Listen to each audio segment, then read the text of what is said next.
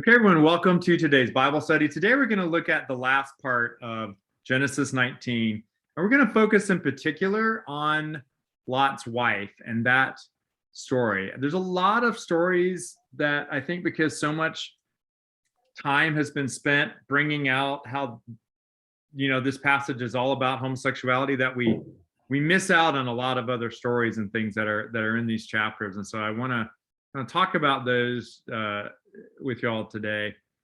I'm going to go ahead and share my screen here and we'll start the slideshow.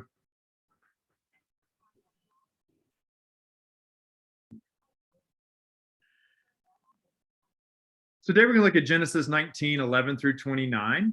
Give you a quick recap on 19, 1 through 11, the first part of this chapter. Lot extends hospitality to the two angels.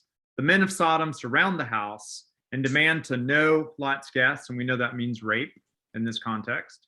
Lot offers his two virgin daughters to the mob. The men of Sodom tell Lot to stand back, and in verse 9, but they replied, "Stand back."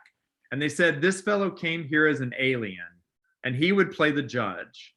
Now we will deal worse with you than with them."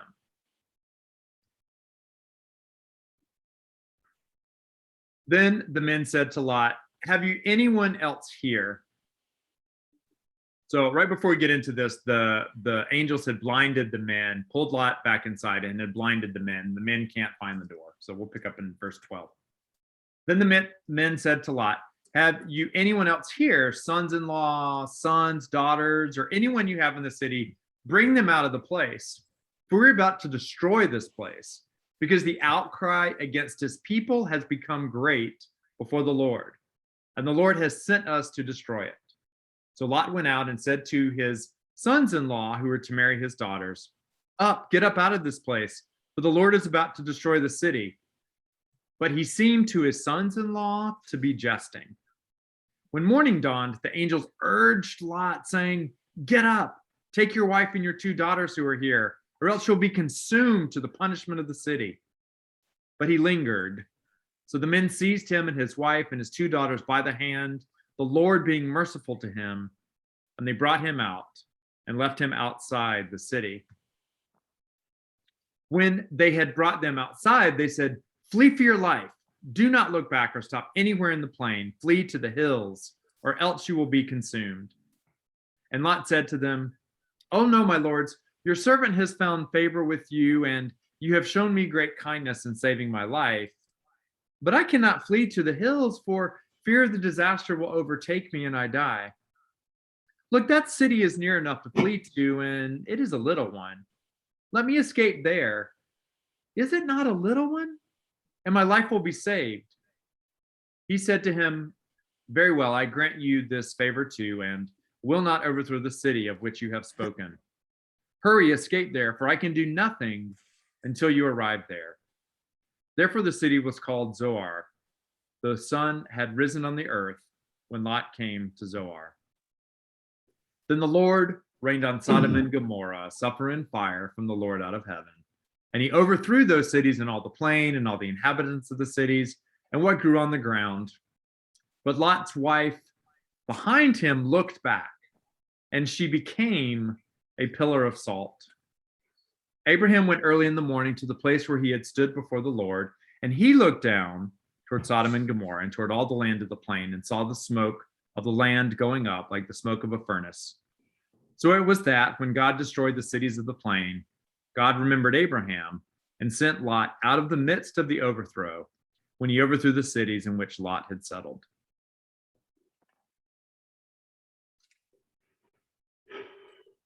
I'm going to stop my share there, and then I know, this when I was reading this passage, it was almost a little bit triggering for me in a way to hear that, Lord rain down fire and brimstone, because I think it just kind of really takes me back into some of those spaces where I've heard this sermon. And I just think about like the screams, from the preacher on this. Just curious if anybody just wanted to sort of name that I was feeling in this moment, and share that with y'all. And then I don't know if anyone has anything they want to comment on about that, of sort of hearing the story again after we've kind of plodded along and gone through here, finally getting to the destruction part.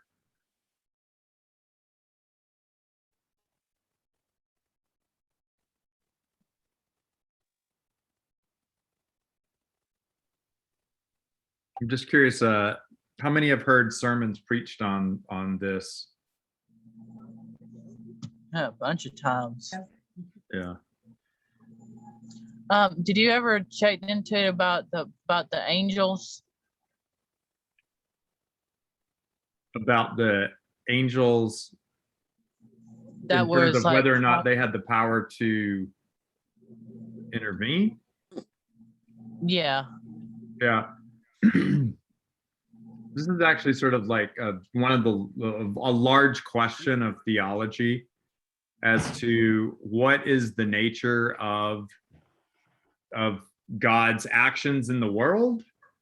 And so like when you look at that question, we can spend an entire, we actually spend like a whole week on that in my theology class, thinking about that. And like to what extent does God meddle in the world? And you have some people who sort of see God as omnipotent, and then you have some people who then see God as not exercising power outside of the laws of physics and science.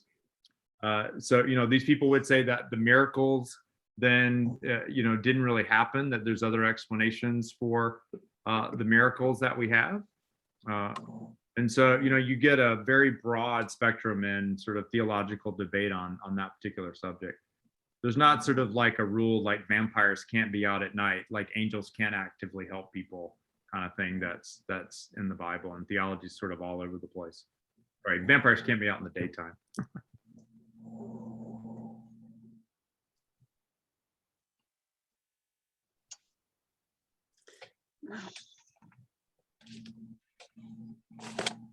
Nancy, was there anything you wanted to add? My light went off. Okay. I've been in, I think I might have told you that a community Bible study that goes on in Orangeburg and goes on around the world. Mhm. We studied Genesis I think 2014. Okay. So it was pretty in depth, but that was that year we did others besides Genesis, but Genesis was our focus book of the year. Mhm. And how was this story interpreted in the context of that Bible study? It was interpreted pretty much what you're saying, and it was just all women. I mean, so it's all women, and our leader was very forthcoming, and no blowback. I mean, it was good.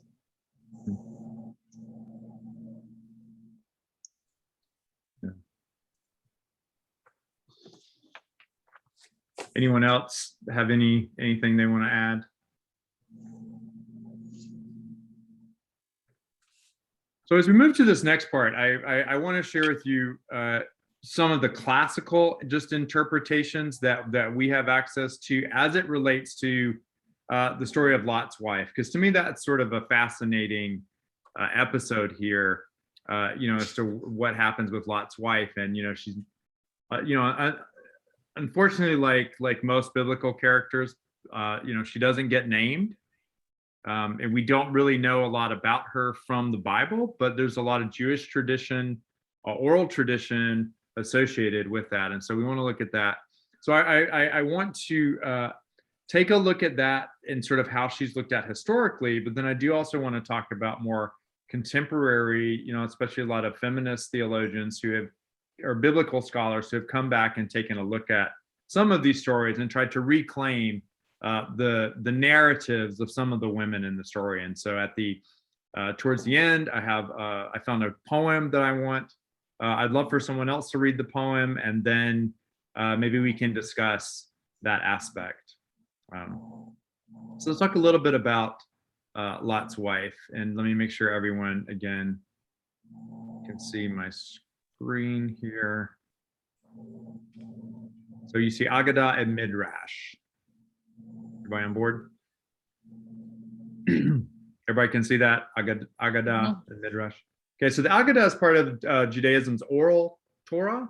The Torah is basically the, sort of the law books of the Bible, and that's the first 5 books of the Bible that we have, the Hebrew Bible, our Old Testament.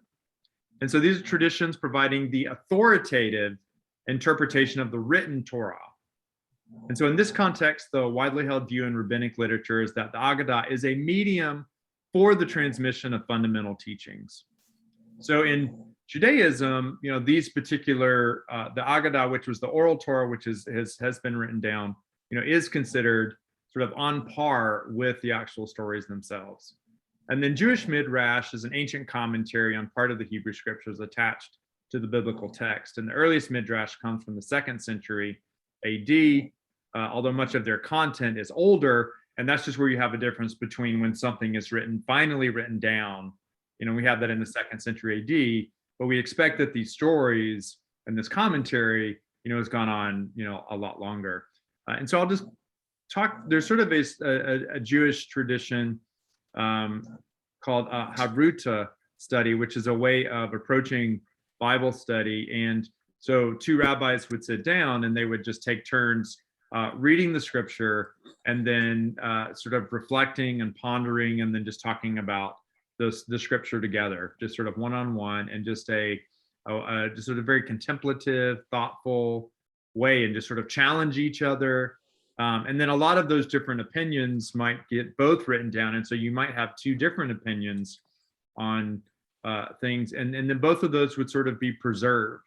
And I think in our Western theological tradition, a lot of times we have said, well, no, this is going to be the tradition, and then we're going to burn and destroy everything that's written, sort of counter to that.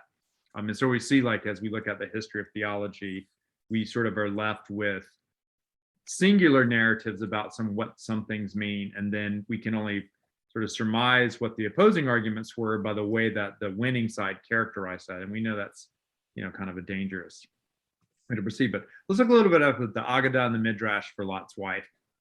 So they give Lot's wife a name, and it's Idit. So the Bible doesn't mention by name, but the rabbis refer to her as Idit. The angels, and then, so this is a story that has sort of been told by the rabbis. And so I just want to share these 2 different stories with you as we sort of think about Lot's wife and her contribution and what her part of the story was. So, okay, so the angels did not initially want to be her guest, but rather that of her husband Lot, since he was more righteous. And she even tried to bar their entry to the house.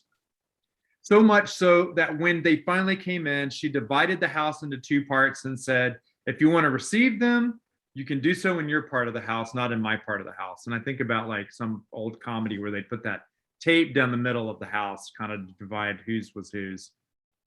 So Lot wanted the members of his household to participate in the act of hospitality, the same thing that Abraham had asked his wife Sarah to do. But Lot's wife responded, do you even wish to learn this bad habit from Abraham? But Idit finally complied with the request, and she acted cunningly, though, to remove the guest from her house, and that she went to her neighbors to borrow salt. And they said, well, why do you need salt? Why didn't you prepare enough beforehand? And she says, well, I took enough for my own needs, but guests came to us, and it's for them that I need salt. So that was the way that the people of Sodom knew that Lot had guests. And then as a result of Lot's wife, Idit basically telling everybody that kind of sneakily that Lot had guests over, that's when the men then stormed the house and wanted them to be handed over. And because she sinned through salt, Lot's wife was punished by becoming a pillar of the same material. So that's one story. Slightly different story in terms of salt. So this was what Lot's wife had. So she had 4 daughters, 2 were married and 2 betrothed. And I don't think the biblical text gives us that information. But this is sort of what is in these rabbinic writings that we have. So the married daughters and their husbands remained in the city, as did her future sons-in-law. And when Lot and his wife were saved, Idit took pity on her married daughters who'd remained in Sodom and looked behind her. And as soon as she saw the back of the divine presence, the Shekinah that was basically like destroying the city, she was transformed into a pillar of salt. So the message there was not sort of as we were taught that she was disobedient, because the angels were the ones, God didn't say don't look back. The angels just sort of said, hey, don't look back. So it wasn't an act of disobedience that caused her to be turned into salt, but just because she had seen the divine presence, which if you know much about Old Testament or sort of the views of God at that particular time, like the divine presence was such that God could not be seen, like a mortal human could not see God without suffering as a result of that. Now, let's talk about those two stories for a little bit before we move on.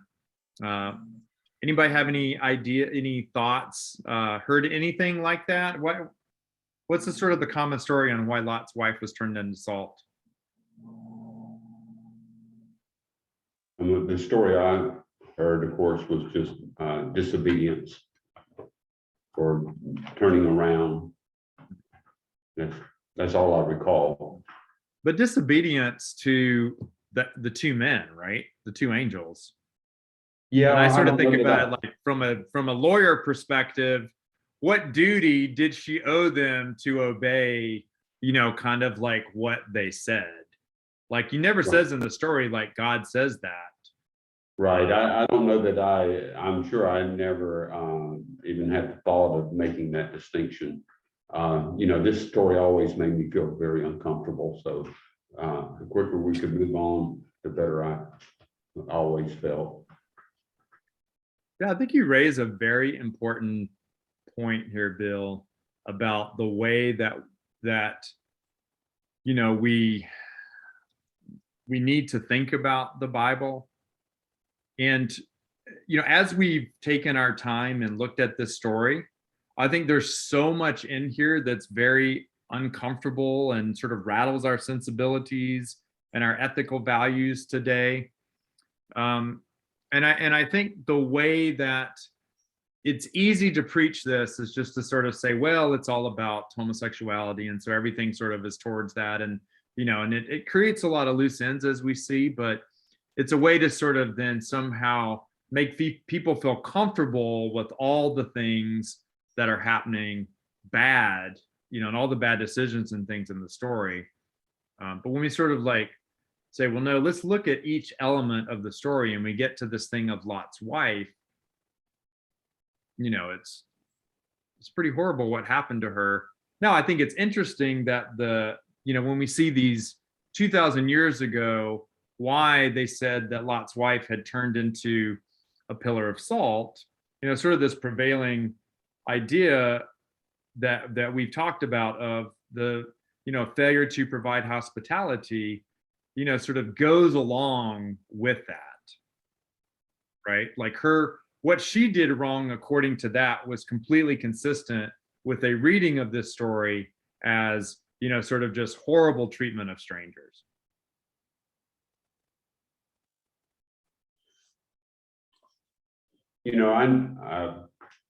I heard this story, early on, I guess in my teens. Mm-hmm. I never felt comfortable to ask any questions about it. I didn't want to draw any attention to myself. I wasn't out, and I thought that, delving into it, an inquiry about it would have just raised questions about me. And so, the quicker you could move on, the better I felt.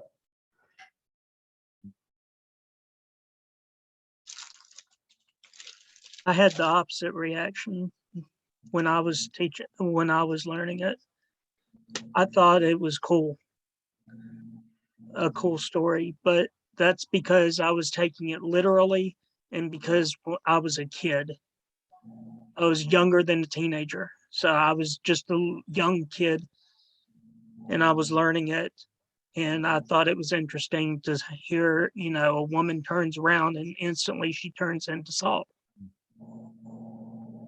It is very much a cinematic story. You know, like Yeah. you want to see the movie where like all the stuff's being destroyed and she turns around and all of a sudden she freezes and is a pillar of salt. It's, you know, it's sort of like the Exodus plagues. Like there's a lot of action in the story that's, you know, really interesting that gets your attention.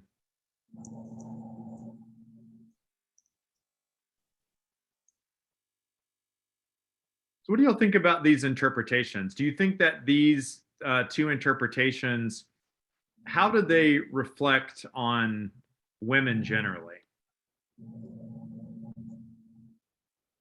Well, women were not thought, they were not, there's not much to a woman in biblical times. I mean, they had no place. I mean, Jesus elevated women in the Old Testament. They really had, you know, they would obey. I mean, I can see why Lot would do, you know, was told not to do it, and she did it, and she was punished.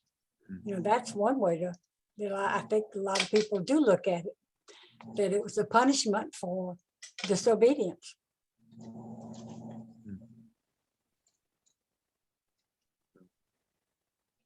But again, you know, we never, and I never thought about this until I sort of had come back and look at this, like, who is she disobedient to? You know, I think she's disobedient to someone that she doesn't owe a duty of obedience to. You know, like it's not Lot telling her this, it's not God telling her this, it's these two angels.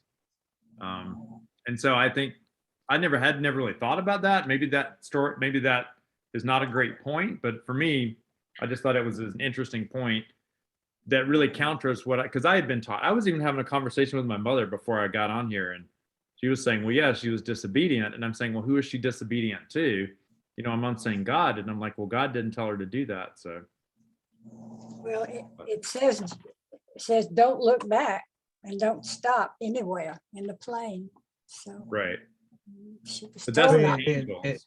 It seems like the whole time after you showed that about explaining more about her, it seems from the beginning she wasn't doing anything she's supposed to. Being humble, doing what her husband asked her to do. So, you know, maybe in the end, the reason that the city and town or the city was destroyed was because of lack of hospitality. And maybe in the end, hey, you leave, you're not hospitable, so there you go, salt. So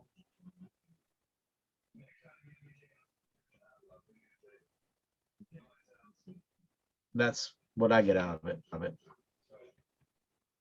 Even if you don't know anything about her and to put that there. Yeah.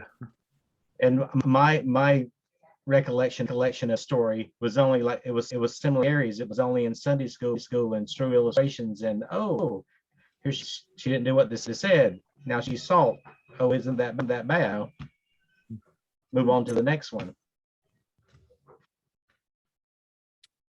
I wonder if that second story about she turned into salt because she saw the back of God's presence.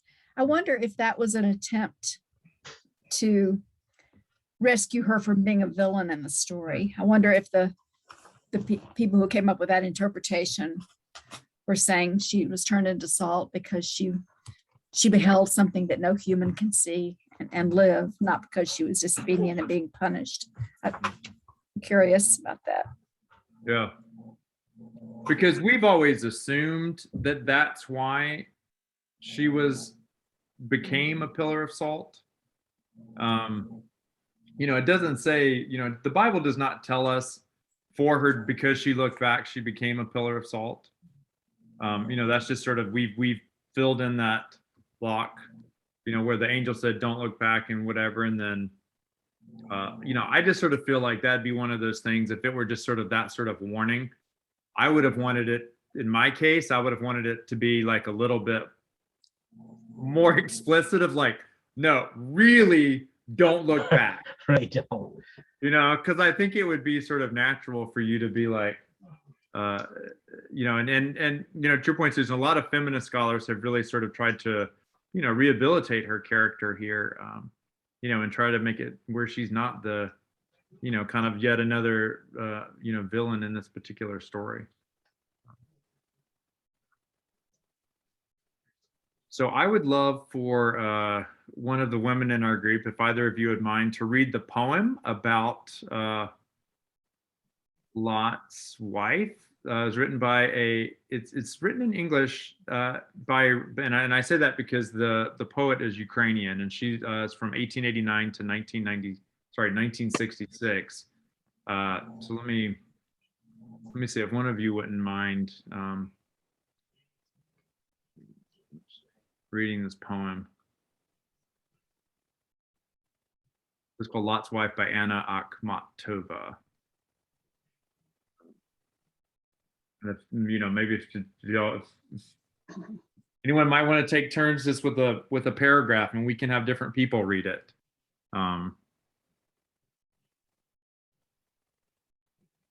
Nancy, why don't you start? Okay, I'll be glad to. And the just man trailed God's shining agent over a black mountain in his giant track, while a restless voice kept harrying his woman. It's not too late. You can still look back.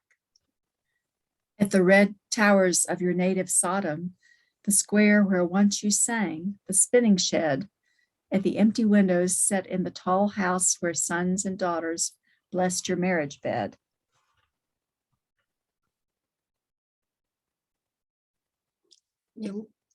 A single glance, a sudden dart of pain, stitching her eyes before she made a sound. Her body flaked into transparent salt, and her swift legs rooted to the ground. Who will grieve for this woman? Does she not seem too insignificant for our concern? Yet in my heart, I never will deny her, who suffered death because she chose to turn.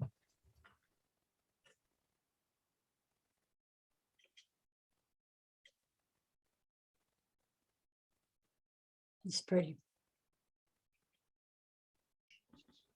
I've heard stories of people talking about, she's got, she probably has, they probably have belongings, and maybe her daughter-in-law might have gotten behind her, and she looked back to, kind of see what was happening, or, just kind of, I think it's natural for her to have been concerned, and about her other two daughters, or her future sons-in-laws. And, it's an interesting verse, because if we, when we look at it,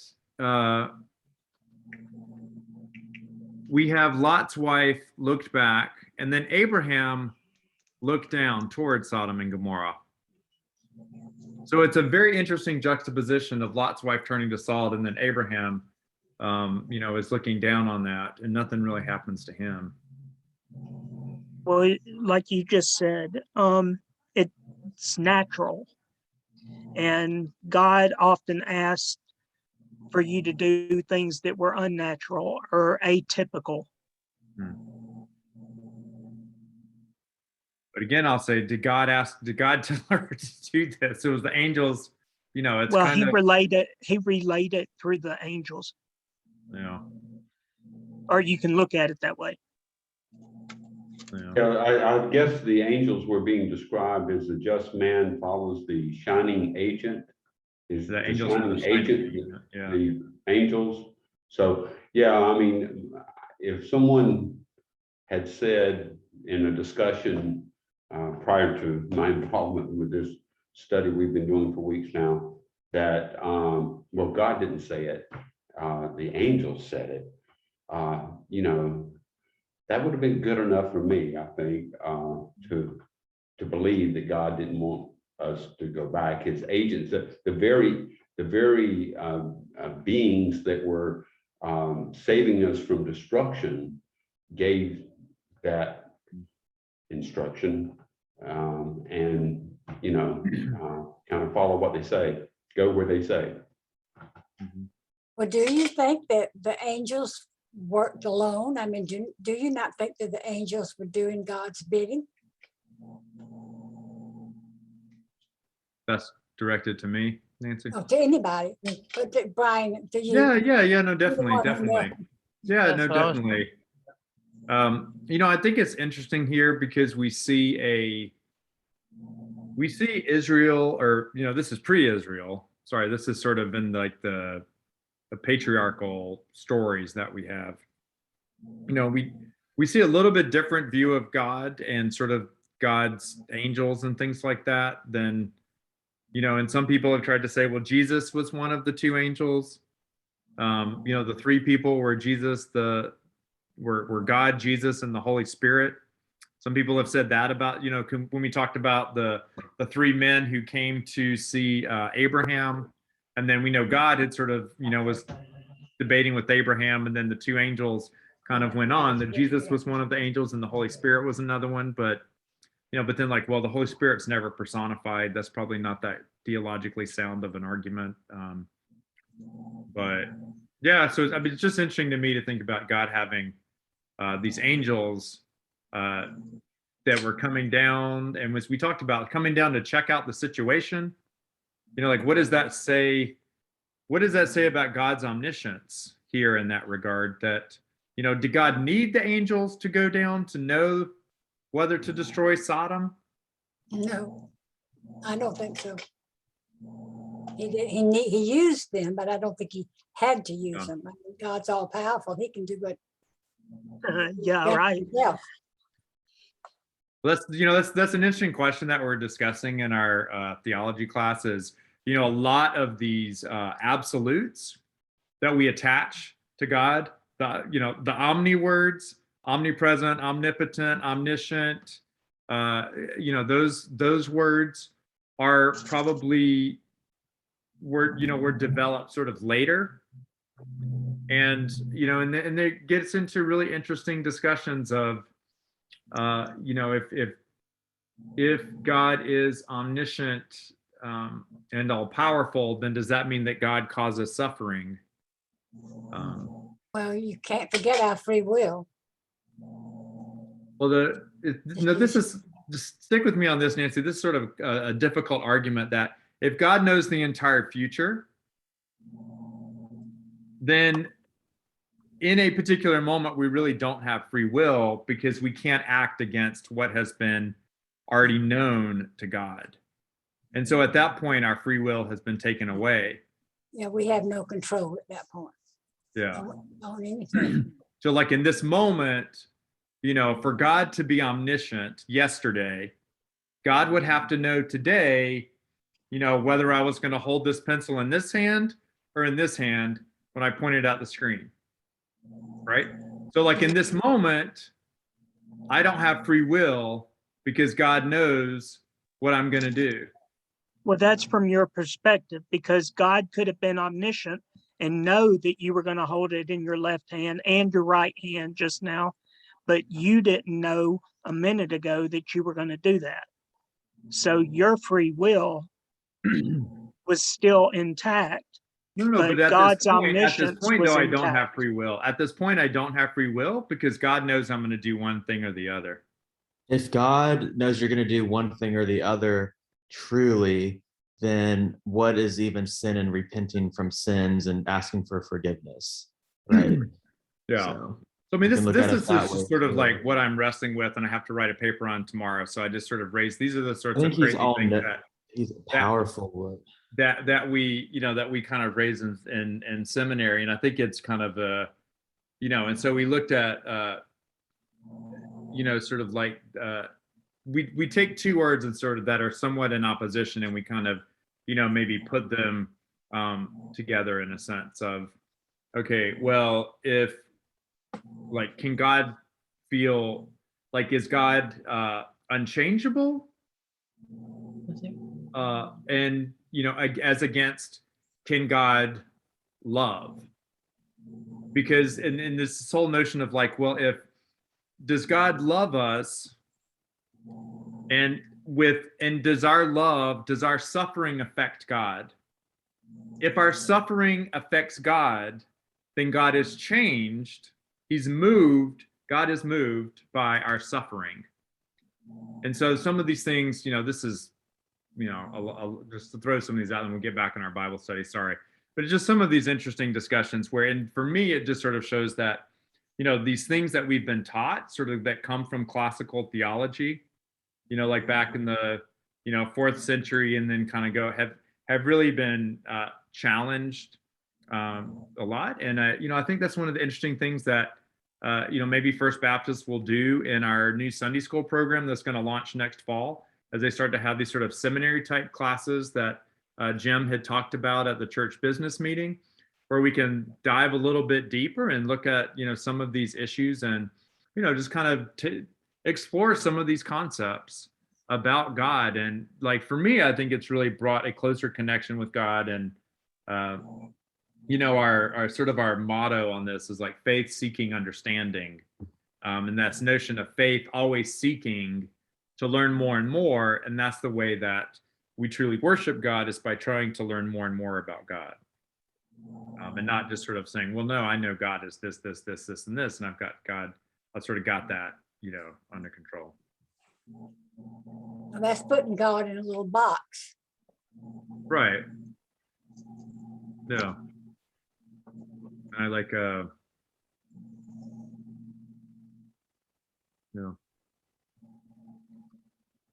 It's kind of like when you says that there's like prophets that can predict the future, but you know that can they really predict the future, or is it just something else? Yeah, you come from a very different and interesting background from many of us with regards to more like the holiness Pentecostal tradition of gifts, and so like gifts of prophecy. You're talking about, Christopher? Just like anything, like in general. Like these are people like this in the churches that they can, like they said they can predict it, but I don't really know. Mm-hmm.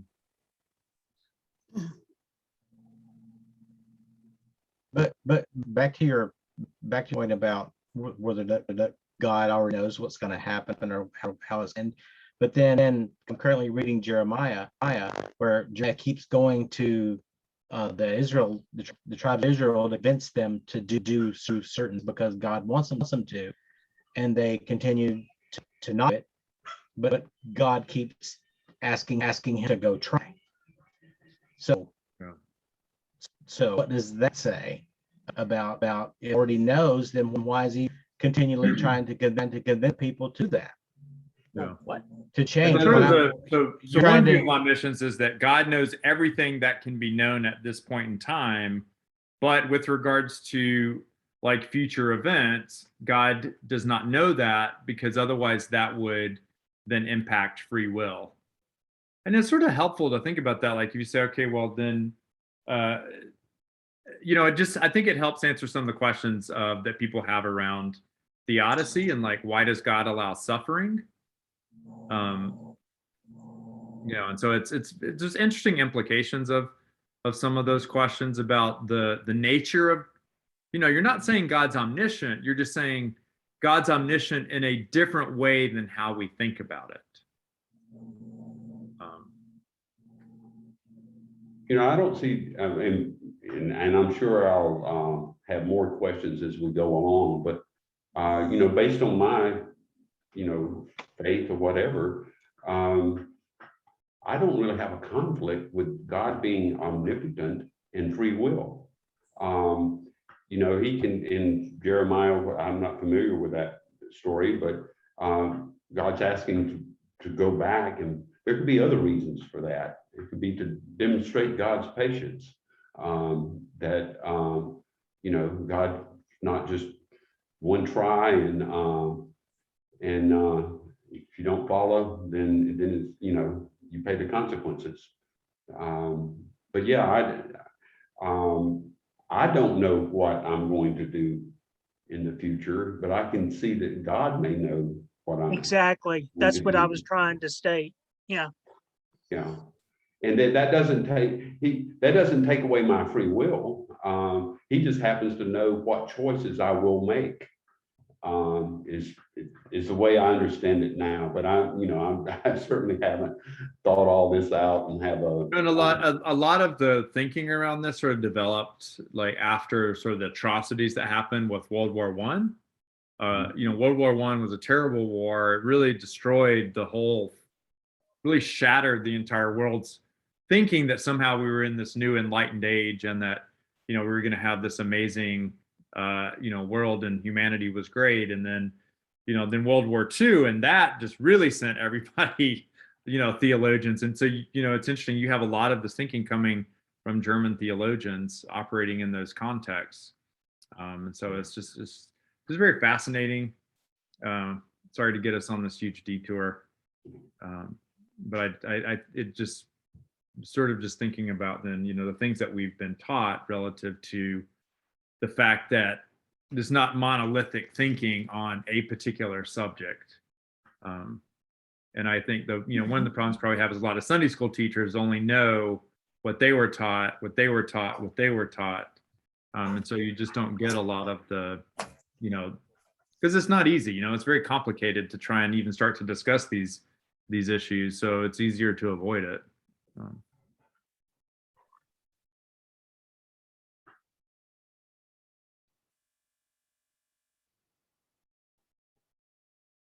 Any other final thoughts on the destruction of Sodom or Lot's wife?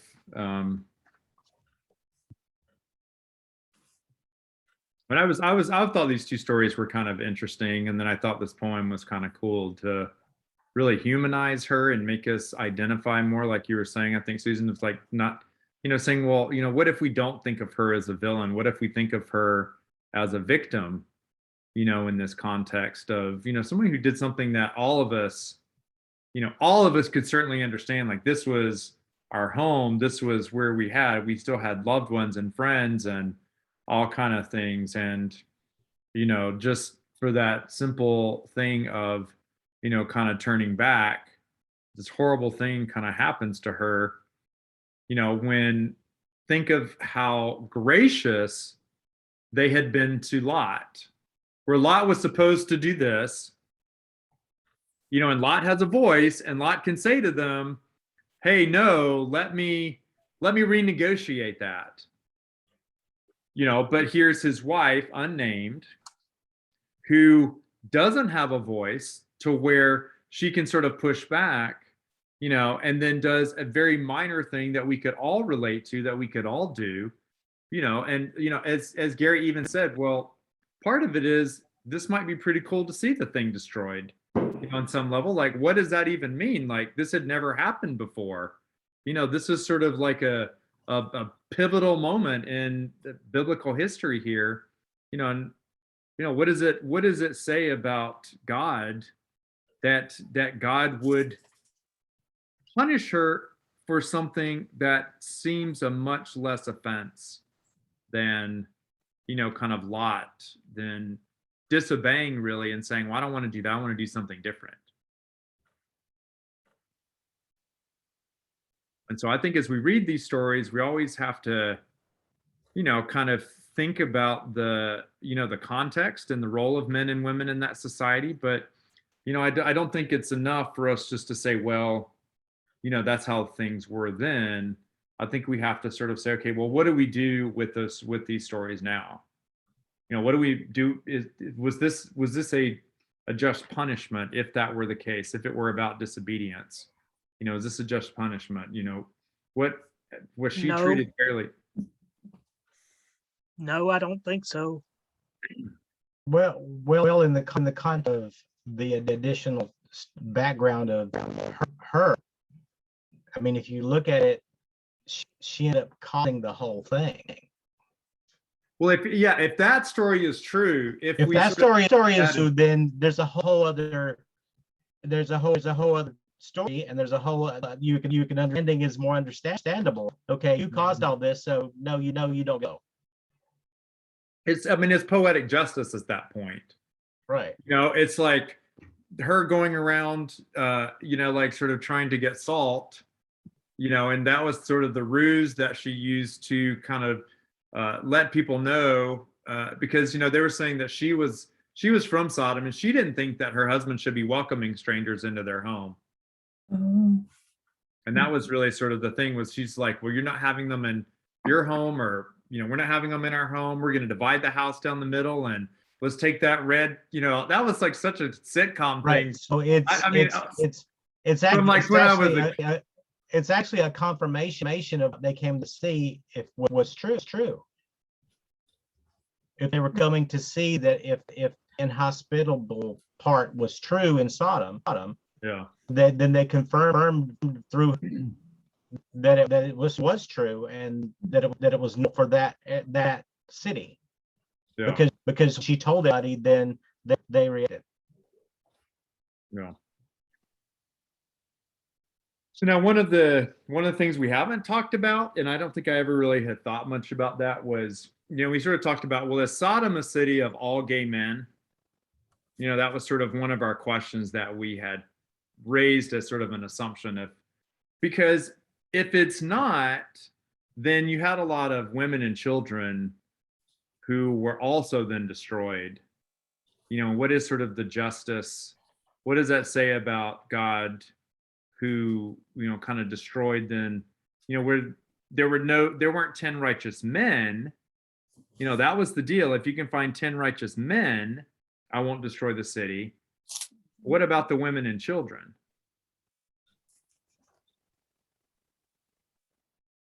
What kind of God is destroying, not caring at all about the women and the children who would be there? Isn't that a common theme though in the Old Testament, that God's wrath? And you take over lands and you kill everybody. That was women and children too. There's also, one of the other themes that we're exploring this week in my class is this pair of love and righteousness. And so for us as, white privileged people, maybe we think it's unjust for God to destroy this city, or, for Lot, or, the women and children. But for then people who may be oppressed, they see that as sort of justice. This righteousness involves punishing those, who harm others. And so there was an interesting, there's a theological discussion group on campus, and people were talking about, is there a need for hell? If God loves everybody, why is there hell? But then also this notion of, well, God's love. And so this is a very big element in like Black theology with James Cone, who's a big Black liberation theologian, of, well, God doesn't show love unless there's also righteousness and justice attached to that. So this is something, that's not something we're going to just answer in the last couple minutes of our call, but just something to, to think about, because, a lot of times we're sort of taught, I think I was taught this whole notion of, well, you've got this angry Old Testament God, and then you've got this loving New Testament Jesus. And that's sort of the heresy of Marcion, who has sort of had that view. So that's sort of the heresy of Marcionism, as it's called. But this notion that, well, God only can show love if he also is a righteous and just God. We see that theme a lot, throughout the Hebrew Bible. So, at the end of the day, with the destruction of Sodom, is this a story of God's love? Because the cries of the sin of Sodom were so great. We heard that refrain again in this passage I read today.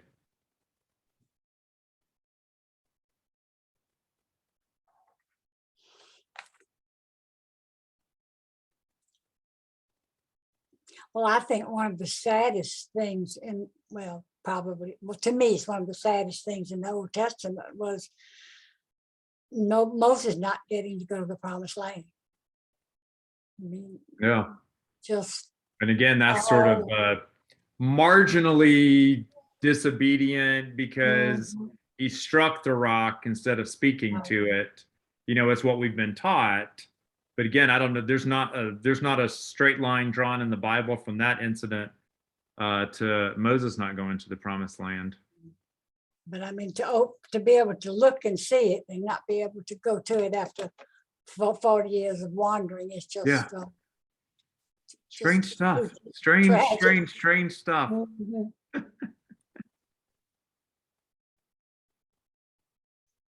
Yeah. So next week we're going to get back into, and I want to sort of finish with the story of Lot. And again, this is a very, very, these stories are very, very difficult in terms of their treatment of women, and sexual themes. And, we're going to look at two stories. We'll continue with Lot, but I also want to look at one of the clobber verses that is probably one of the less known, maybe. And this is sort of the story of Ham. And so this is Noah's son. So we're going to look at the story of Noah and his son. And we're going to look then at the story of Lot and these two daughters that he was going to, kind of throw out to the men. So we're going to look at these two sort of stories and kind of look at them in parallel and see if there's, by juxtaposing these two different stories. And that's in Genesis 6, I think. And then Genesis, we're continuing on in 19, I think. I don't think we're in 20 yet. But I'll send out information on that. And then I may send out a reading if anybody's interested in, like just sort of like a short reading. I'll try to find something that's kind of, interesting and looking at, because there's a lot mentioned of Lot's daughters. Lot's daughters are very interesting. So we're going to look at that and, do we see them as we know sort of why maybe that story's there to diss the Moabite and the Ammonite people, but some feminist scholars have really made heroines out of Lot's daughters, given their circumstances and how they've taken over and sort of have agency in their decisions. So I don't know if does anybody know what Lot's daughters do in this immediate next part? Anybody want to have a spoiler for next week? Do y'all want a spoiler, or you want to just be surprised when we get there? Well, their daddy wasn't too nice to them. No. Well, the spoiler alert for next week is Lot's daughters get Lot drunk and they have sex with him so that they can have children. So that's again, as we're looking at the sexual ethics in this in these early books, it's a lot of it's all over the place with everything. So and then we're gonna look at the story of where Lot gets drunk. I'm sorry, Noah gets drunk. And I think it's in Genesis 6, and then one of his sons, uncovers his nakedness, which some people have interpreted and said, well, his son Ham raped Lot, and so they see that as a story of homosexuality again, and sort of use that as the curse of Ham. And that story has a lot of racial implications as well later on as to how that story was used. But the Bible is not an easy read. No. All right. Well, thank you all for your attention. Everyone, have a great rest of your week. I love this. This is my favorite part of the week, and I look forward to seeing you all again next Tuesday. So thanks.